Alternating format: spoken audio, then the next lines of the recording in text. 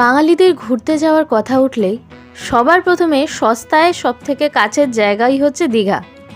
আর দীঘা ঘুরতে এসে খাওয়া দাওয়া হবে না, এটা তো হতে পারে না।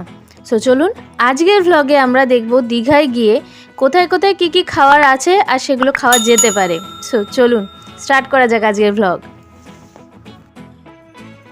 সমুদ্রের ধারে আসা হবে আর ডাব খাওয়া হবে না, এটা তো হতে পারে না। সো আপনারা ওখানে যে কোনো জায়গায় কিন্তু ডাব খেতে পারেন সমুদ্রের ধারে, সেটা মোহনা হোক, নিউ দীঘা হোক বা ওল্ড দীঘা হোক। আর ব্রেকফাস্টের অপশানও কিন্তু এখানে প্রচুর। যদি আপনারা মোহনার দিকে যান অবশ্যই ট্রাই করতে পারেন এই পেটাই পরোটাটা। মোহনার বাজারে ঠিক ভেতরেই একটা দোকান আছে যেখানে এটা কিন্তু বেশ চিপেস্ট আমি বলবো, আর সব থেকে ভালো খেতেও পেটাই পরোটা আমার খাওয়া। এছাড়াও সমুদ্রের ধারেই এরকম ছোট ছোট অনেক খাবারের দোকান আছে, সেটা ওল্ড দীঘা হোক বা নিউ দীঘা। আপনারা কিন্তু বসে এখানে ডিম টোস্ট, বাটার টোস্ট, ঘুগনি মুড়ি, ঘুগনির সঙ্গে পাউরুটি, ডিম সেদ্ধ, যেটা আপনার ভালো লাগে সেটা খেতে পারেন। এবং সমুদ্র দেখতে দেখতে এই খাওয়াটা কিন্তু যথেষ্ট ভালো লাগে।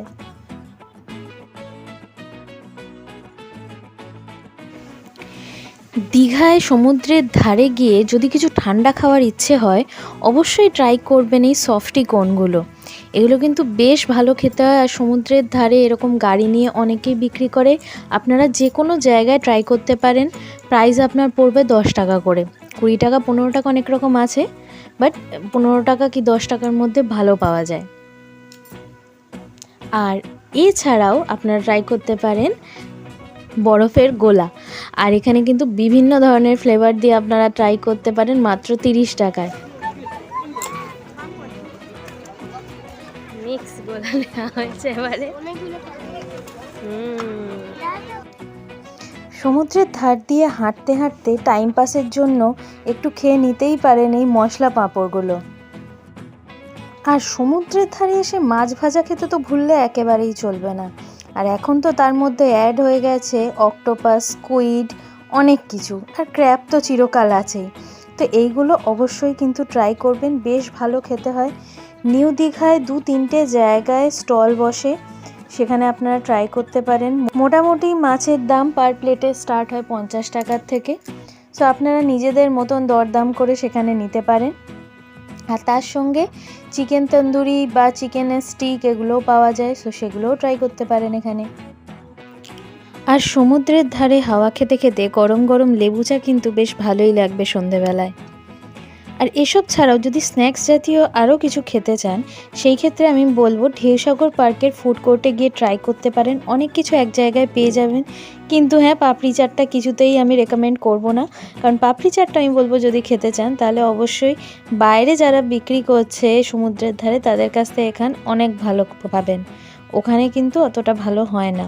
কিন্তু হ্যাঁ, ওখানে আপনারা পটাটো স্প্রিং, তা চিকেন পকোড়া এবং পিৎজা ওখানে আপনারা অবশ্যই ট্রাই করতে পারেন। আর এছাড়াও মোমো তো আছেই।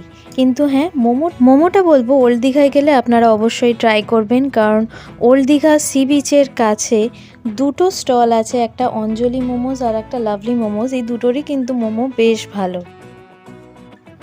স্ন্যাক্স ব্রেকফাস্ট তো অনেক হলো, এবার চলুন লাঞ্চ আর ডিনারের জন্য কয়েকটা জায়গা বলে দিই। ফার্স্টেই আমি রেকমেন্ড করব সমুদ্রের ধারেই নিউ দীঘাতে অবস্থিত এই আমন্ত্রণ হোটেল অ্যান্ড রেস্টুরেন্ট। এখানে কিন্তু খাওয়া দাওয়া বেশ ভালো এবং থালিগুলোরও প্রাইস খুব রিজনেবল। সো এখানে আপনারা ট্রাই করতে পারেন মাটন থালি, ইলিশ থালি, যে কোনো ফিশ থালি এবং চিকেন মাটন তো আছেই, তো সেগুলো সবই আপনারা ট্রাই করতে পারেন। খাবার দাবার বেশ ভালো এখানকার। এর একটা ফুল ভিডিও আমাদের অলরেডি আছে, আপনারা গিয়ে চ্যানেলে দেখে নিতে পারেন। এছাড়া হচ্ছে নবাব রেস্টুরেন্ট, এটা হচ্ছে জাহাজবাড়ির যে রাস্তাটা সেখানে। আর সেই সেম বিল্ডিংয়ের ভেতরেই নবাব রেস্টুরেন্টের ঠিক উল্টো দিকেই হচ্ছে সুইট হার্ট রেস্টুরেন্ট। ওখানের আমরা বিরিয়ানিটা ট্রাই করেছিলাম, যেটা আমাদের বেশ ভালো লেগেছিলো। সো অবশ্যই ওখানে বিরিয়ানিটাও ট্রাই করতে পারেন আপনারা গিয়ে। বাকি খাবারের কথা কিন্তু বলতে পারছি না, কারণ আমরা ট্রাই করিনি, বাট হ্যাঁ, এই জিনিসগুলো এখানকার বেশ ভালো। আর নিউ দীঘা সি বিচ রোডের ওপরে ভবানীদির হোটেল, এখানেও কিন্তু বেশ ভালো, আপনারা রাতের খাবার সকালের খাবার দুটোই পাবেন।